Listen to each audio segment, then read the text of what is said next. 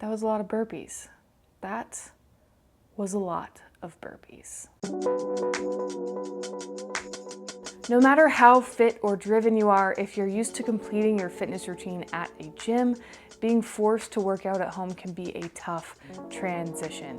In the last 2 months, there has been a huge spike in people searching for home workout routines. As someone who's been working from home and building my own daily schedule for almost 6 years, one of the toughest things about running your own schedule is prioritizing your own health. It's far too easy to sleep in, put off your workout till the evening, then sit or even stand at your desk all day long. Then by 5, 6, or even 7 p.m., you want to check just this last thing off your work list, or you feel tired and you rationalize that you can go extra hard on your workout tomorrow. This is and will always be a huge mistake. Beginning in November, I was finally able to maintain a stable routine of going to the gym. So in March, as the world went into quarantine and the gyms closed down, I knew I needed to make a move. I needed a way to keep up with this new habit. I notoriously suffer from a major obstacle, analysis paralysis. So often I am set on finding the perfect or the right way to approach something that I never decide on a solution or a course of action. So I decided this time to keep things simple. For the next 30 days, I wanted to challenge myself both mentally and physically. I wanted to test my discipline. I would do 200 burpees per day for 30 days. This is what I learned. Let's clear something up really quick. There are a lot of people on the internet arguing about what a real burpee is. I have absolutely no intention of arguing with you, but it appears a regular old burpee is just going into a plank and coming back up. I'm adding the jump at the end, and I'm not doing a CrossFit burpee with a push-up at the bottom. I already have had some shoulder issues in the past and knew the burpees alone would likely put some strain on my left shoulder. That's given me issues since college. Besides, honestly, doing 200 modified push-ups in a day is enough of its own challenge. I didn't want to get 5 days into this challenge and feel like I couldn't keep going. I wanted to make it tough, but achievable. And my dog doesn't like when I work out here. She likes to get very involved. To start the challenge, I had to set a benchmark. I started day 1 with 100 consecutive burpees as quickly as possible, and this was hard. I got to 40 and seriously wondered if I'd be able to finish. I wondered if this was a massive waste of time and if I would even be able to get this done for the next 30 consecutive days. But I kept pushing, and I actually think my history as a college athlete helped me here. I'm completely familiar with the feeling of pushing my limits. And even though my phone stopped recording about 2 minutes into that first session, that first benchmark test, which is, let's be honest, completely classic, I did finish those 100 burpees consecutively. Oh, my camera turned off after 2 minutes and change.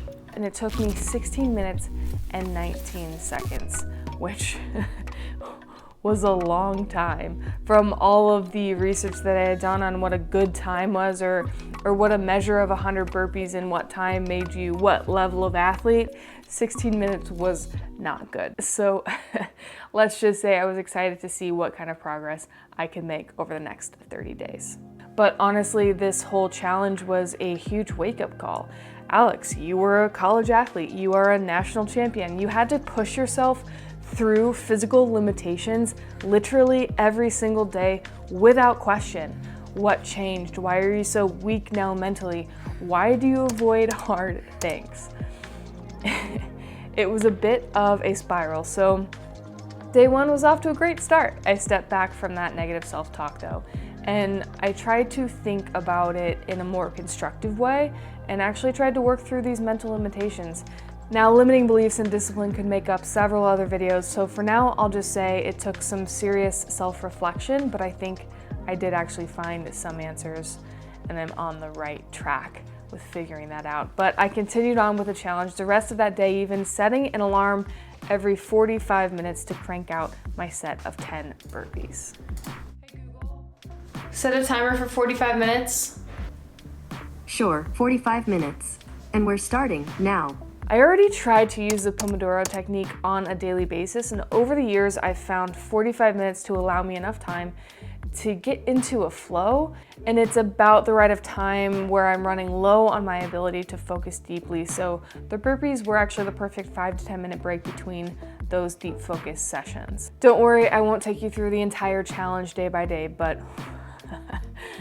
I have to mention day 2 because wow. There are only 2 comparisons I can make for how sore I was. In high school, we had a lifting PE class. I didn't typically lift all that much during the summer, so each year when we started that class, our first squat day left most of us in a state where we were unable to get on and off the toilet with any sort of grace. The only other time I remember feeling this sore was when we start our official basketball season in college. We always started with 2-a-days, and I was honestly shocked these first 200 burpees left me in a comparable state as basketball 2-a-days. Then again, I'm not exactly in basketball shape anymore. But that whole day, every time I sat down at my desk for even just 5 minutes, if I went back to go for another set, it would already be incredibly tough for me to stand up from my chair. And when I'd go down to do the first burpee of that set, it's like I'd have to step each foot back, go really slow to let my muscles fire up again, and like step them back and then back forward again. Ultimately, it's good that I had to keep rolling with the next 200 burpees each day. Otherwise, I would have been sore for much longer if I had let my muscles sit stagnant. Now, on day 31, here are my 5 main takeaways from this challenge. I'm gonna get the cliche one out in the open right now. Your mind is powerful. This is something I already knew from past experience, and you probably know too, but these 30 days were a fantastic reminder that our bodies can withstand almost anything. It's our minds that we need to convince. Like I said earlier, I grew up being on teams. Showing up and working hard at practice didn't take a whole lot of convincing. So what's different now? I figured back then I knew I had to show up and work hard because other people depended on me to do just that. Now I had to hold myself accountable, and I needed a bigger why than just making this video. So I came up with one, and that why was I needed to prove to myself that I could be disciplined and committed to physical movement. It seems simple, but it's been a bit of a struggle prioritizing physical movement and physical health over my career and over my client work and over my personal projects, over this YouTube channel over the last few years, and that's gotta change. So putting that simple why in place, I think, really helped me to complete this challenge. One of my most important reminders from this challenge was failure is relative. My goal was to do 200 burpees per day. Spoiler alert, technically, I failed at that.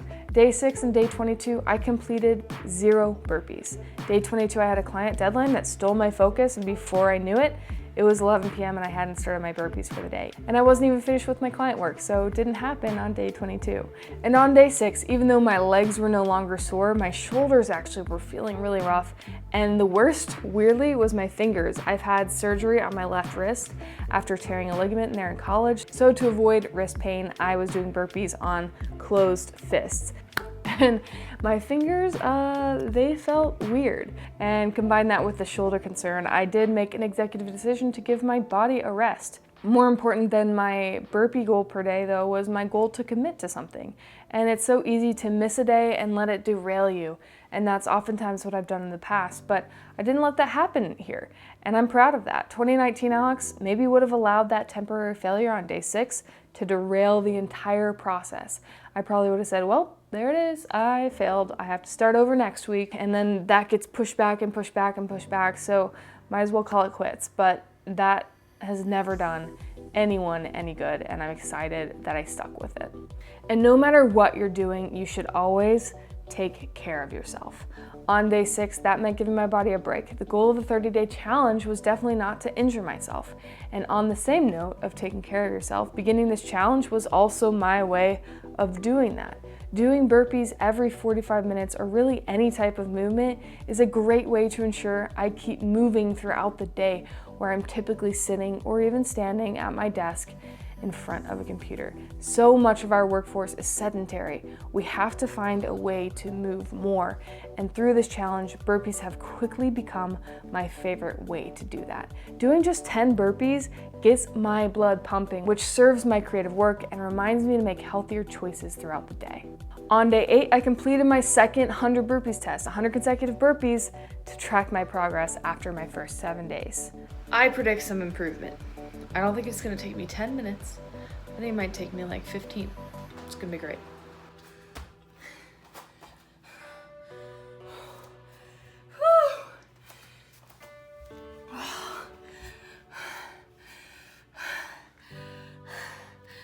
I don't know if you can see that. 11:29.